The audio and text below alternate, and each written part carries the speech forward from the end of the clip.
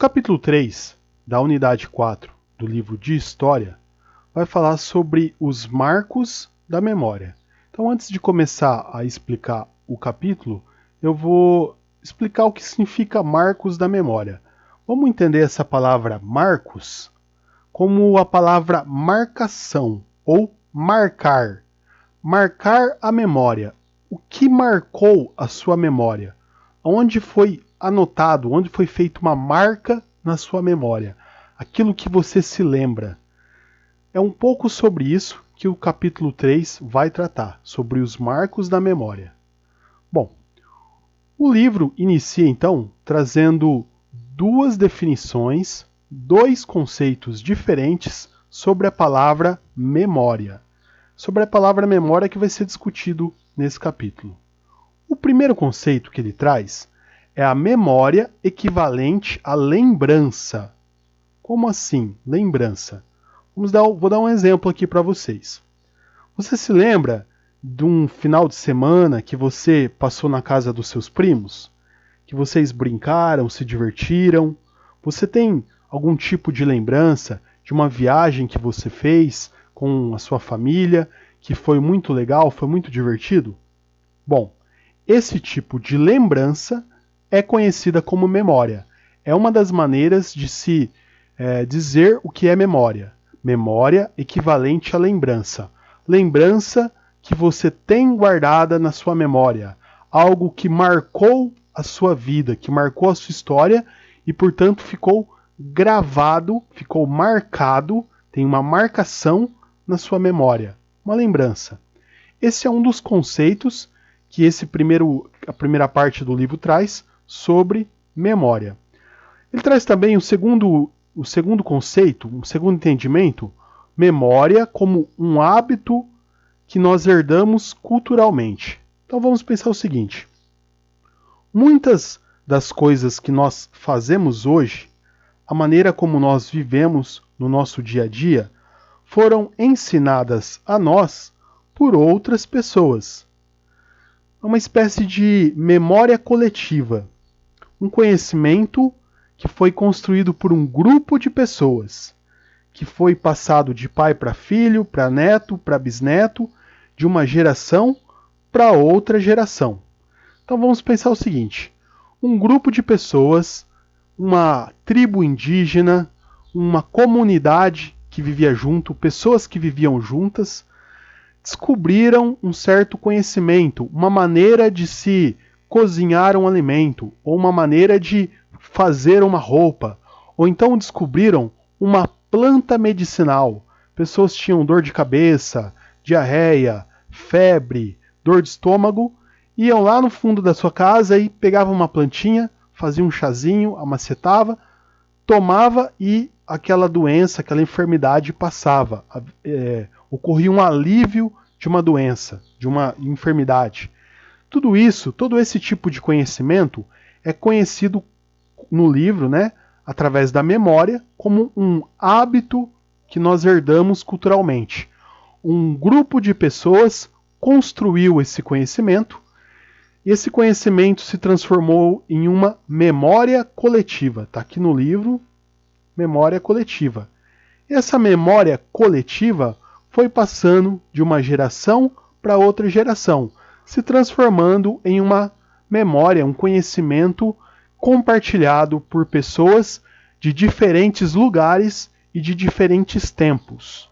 Então aqui são alguns exemplos de memória coletiva, de hábitos herdados culturalmente, como eu já citei, um tipo de bordado, uma forma de fazer um alimento, a cura de uma doença através de uma planta, são alguns exemplos que o texto traz, que o livro traz sobre a memória coletiva.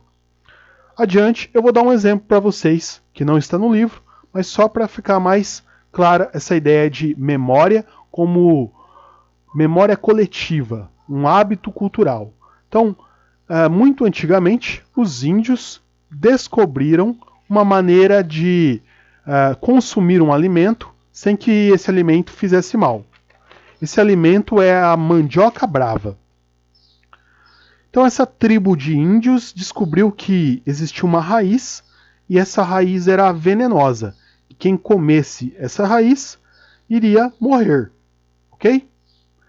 Mas essa mesma tribo de índios descobriu também que se eles cortassem essa raiz em pedacinhos bem pequenos, lavasse esses pedacinhos, deixasse tudo isso no sol para secar e depois cozinhasse esse alimento, né, essa planta, no fogo, essa toxina, esse veneno que estava na raiz, ele era eliminado.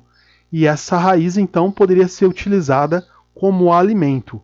Então, essa é a história da mandioca brava. Mandioca brava, né? Vocês conhecem, acredito, a mandioca normal, mandioca mansa. Essa mandioca brava, ela possui veneno, ela possui toxinas que podem matar um ser humano.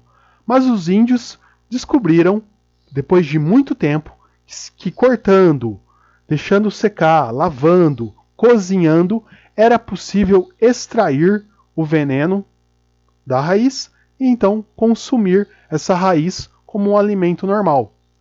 Esse conhecimento coletivo, essa memória coletiva, foi sendo passada de uma tribo para outra tribo, de uma família para outra família, de uma geração para outra geração, e esse conhecimento ele foi sobrevivendo no tempo, transformando-se em uma memória coletiva, como diz lá no texto. Memória coletiva. Então, o texto já falou um pouco sobre a memória como lembrança, né, como algo que você se recorda, que você gravou na sua cabeça de um momento da sua vida. E agora o texto também fala um pouco sobre a memória coletiva. Vamos adiante? Bom, o texto segue então falando um pouco sobre um outro conceito de memória. Agora, a memória histórica coletiva, ou a utilização e os usos dos processos históricos. Bom, nós vimos em um outro capítulo, em um outro estudo, que alguns documentos oficiais são elaborados por pessoas que estão no poder, por pessoas que governam, homens e mulheres poderosos. Essas pessoas contam a história da maneira que lhes interessa. E uma maneira de se contar a história é através da mobilização e de uso de processos históricos. Por exemplo, como o livro traz aqui, o ato de dar nome de pessoas a ruas, a praças, a prédios. Quando você quer evidenciar uma pessoa, quando você quer mostrar para as novas gerações, para as atuais gerações e para as novas gerações, que uma pessoa é importante ou que uma pessoa foi importante, você pode usar o nome dessa pessoa e dar para uma rua, para uma avenida, para uma praça, um prédio público, um edifício. É uma das maneiras de se mostrar que aquela pessoa, para você, era importante e uma maneira de utilizar os recursos, né? Mobilizar os recursos para evidenciar que certa pessoa é ou não é importante. Então eu vou trazer aqui para vocês aqui uma explicação mais detalhada. Alguns grupos políticos gostam de homenagear pessoas dando seus nomes às ruas, avenidas, praças, prédios públicos. Às vezes, alguns grupos políticos, eles também tentam esconder outras pessoas que não os agradam. Então, como que você esconde uma pessoa que faz parte da história? Um grupo foi lá e deu o nome para uma rua de uma pessoa, de um personagem da história. Mas um outro grupo que não estava no poder, passou algum tempo e entrou no poder, o que esse grupo pode fazer? Ele pode trocar o nome da rua. Vai lá e troca o nome da rua. Eu não quero que as pessoas lembrem dessa pessoa. Quero que essa pessoa seja esquecida. Então eles vão lá e trocam o nome da rua. Para que não haja memória, para que não haja resquícios da existência daquelas pessoas. Isso tem a ver com algo que nós falamos em outro texto, né? Para alguns grupos políticos, para algumas pessoas, uma pessoa ou uma situação que aconteceu representa um fato de orgulho e de glória. Mas para outro grupo de pessoas ou para outro grupo político, esse fato ou essa pessoa não representa algo que se possa orgulhar, mas representa algo triste, vergonhoso, enfim. Então, dependendo de quem está no poder ou de quem não está no poder, a história é contada de uma forma ou de outra forma. Quando você está no poder e quer evidenciar alguma coisa, você espalha o nome dessa pessoa por lugares. Todo mundo vai lembrar, todo mundo vai conhecer. E quando você quer esconder, então você não dá o nome dessa pessoa, você tira o nome dessa pessoa da visualização. E as pessoas, com o passar do tempo, vão esquecendo e não se lembram de alguns fatos históricos. Tudo bem? Eu vou dar um exemplo aqui para vocês, explicar isso aqui um pouco melhor com um outro exemplo, que não está no livro, mas só para vocês entenderem essa ideia de utilizar, mobilizar os processos históricos com fins determinados. Trouxe aqui para vocês 4 imagens. São imagens aqui da Alemanha nazista. Então eu vou exemplificar para vocês. Na Alemanha havia uma propaganda nazista em rádios, panfletos, pinturas e fotografias que mostravam as colônias onde os judeus viviam, felizes com suas famílias. Então essa imagem aqui, pessoal, é uma imagem de uma família de judeus que foi para uma colônia dominada pelos alemães. Então, se vocês olharem nessa imagem, vocês vão falar que essa família está triste? Essa família está com maus tratos? Claro que não, né? O pessoal está todo reunido, está bem vestido, estão felizes. Bom, eles foram levados para uma colônia de escravos judeus. E os nazistas queriam mostrar para outras pessoas que os judeus viviam bem. Então eles produziam um material, eles produziam fotografias, imagens que mostravam os judeus vivendo bem. Mas na verdade, os judeus não estavam nada bem. Eles estavam, olha só, dessa forma aqui, ó, sem comida, sem alimento, sem roupa, muito magros, desnutridos. Essa era a condição real deles. Mas os judeus, os nazistas, mostravam os judeus de outra forma. Mostravam eles dessa forma, como se eles estivessem bem. Além disso, como eles estavam no poder, eles queriam mostrar como eles eram bons, como eles eram perfeitos.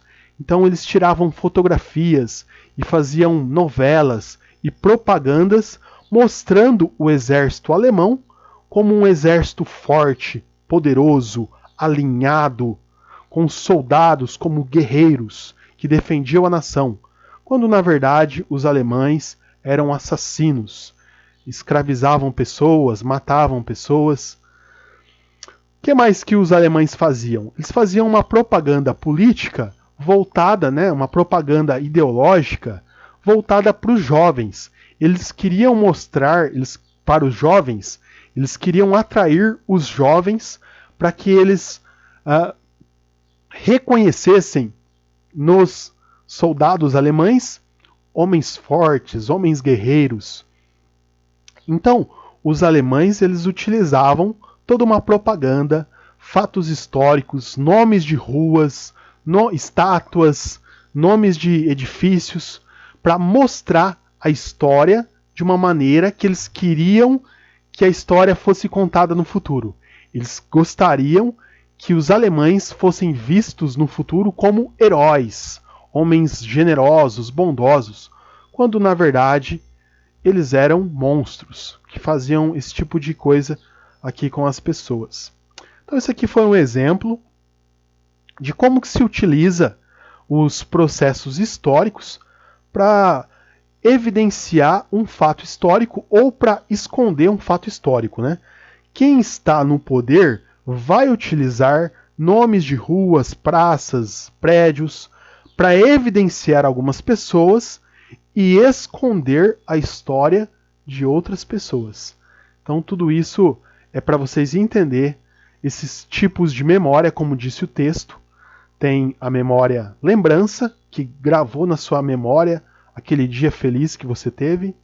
Tem a memória coletiva, que são esses hábitos, esses costumes, esse conhecimento que é aprendido de uma geração para outra geração, que é ensinado de uma pessoa para outra, de um tempo para outro. E também tem a história, a memória histórica com fins determinados. A história que as pessoas que estão no poder querem contar ou a história que eles querem esconder. Tudo bem?